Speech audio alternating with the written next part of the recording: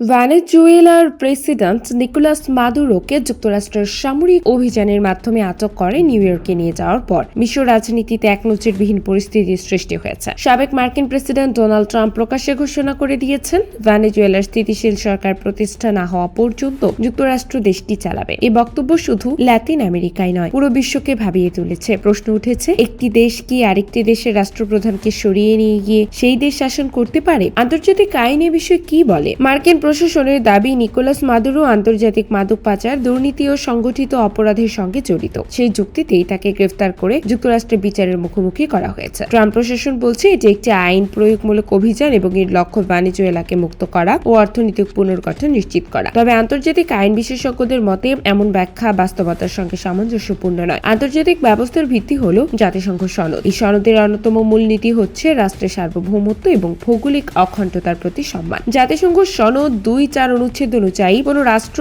অন্য রাষ্ট্রের বিরুদ্ধে বল প্রয়োগ না করে বল প্রয়োগের হুমকি দিতে পারে না। এর ব্যতিক্রম কেবল দুটি ক্ষেত্রে প্রযোজ্য। ভেনেজুয়েলার ক্ষেত্রে এই দুই শর্তের কোনটি পূরণ হয়নি। ভেনেজুয়েলা যুক্তরাষ্ট্রের উপর কোনো সশস্ত্র হামলা চালায়নি, ফলে আত্মরক্ষার যুক্তি এখানে খাটে না। একই সঙ্গে নিরাপত্তা পরিষদ থেকেও কোনো সামরিক অভিযানের অনুমতি দেওয়া হয়নি, ফলে আন্তর্জাতিক আইনের দৃষ্টিতে যুক্তরাষ্ট্রের এই অভিযানকে বৈধ বলা কঠিন। আরো গুরুত্বপূর্ণ বিষয় হলো মাদক পাচার বা অপরাধমূলক কর্মকাণ্ড। ইভেন যদি তা প্রমাণিত হয়, তবুও সেটিকে আন্তর্জাতিক আইনে সশস্ত্র হামলা হিসেবে বিবেচনা করা হয় না। অর্থাৎ কোন দেশের রাষ্ট্রপ্রধান অপরাধে জড়িত থাকার অভিযোগ থাকলেই তাকে ধরে নিয়ে যাওয়ার জন্য সামরিক অভিযান চালালে আইন সম্মত নয়। এই ঘটনার আরেকটি বড় আইনি দিক হলো রাষ্ট্রপ্রধানের দায় মুক্তি বা ইমিউনিটি। আন্তর্জাতিক আইনে ক্ষমতাসীন রাষ্ট্রপ্রধানরা ব্যক্তিগত ও কূটনৈতিক দায় মুক্তি ভোগ করেন। এর অর্থ হলো তারা ক্ষমতায় থাকা অবস্থায় অন্য কোনো দেশের আদালতে বিচারাধীন হতে পারে না। এই নীতির উদ্দেশ্য ব্যক্তিকে রক্ষা করা না, বরং রাষ্ট্রের মর্যাদা ও সার্বভৌমত্ব রক্ষা করা। মাদুরোকে গ্রেফতার করে যুক্তরাষ্ট্র বিচার করা উদ্যোগ এই নীতির সরাসরি লঙ্ঘন। যুক্তরাষ্ট্র যদি দাবি করে যে তারা ভেনেজুয়েলা চালাবে, তাহলে সেটি আন্তর্জাতিক আইনের ভাষায় একটি দখলদার শাসন বা অকুপেশন হিসেবে বিবেচিত হতে পারে। কোন দেশের সম্মতি বা জাতিসংঘের ম্যান্ডেট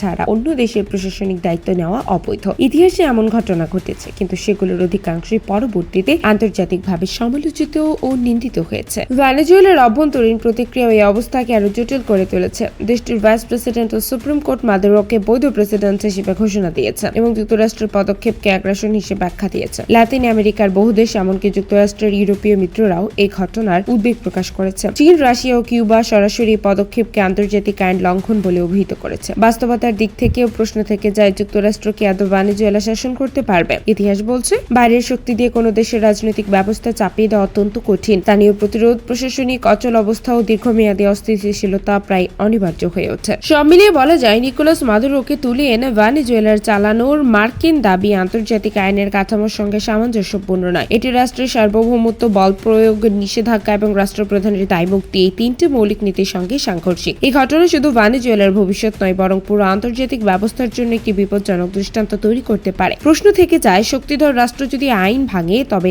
আন্তর্জাতিক আইন রক্ষা করবে কে?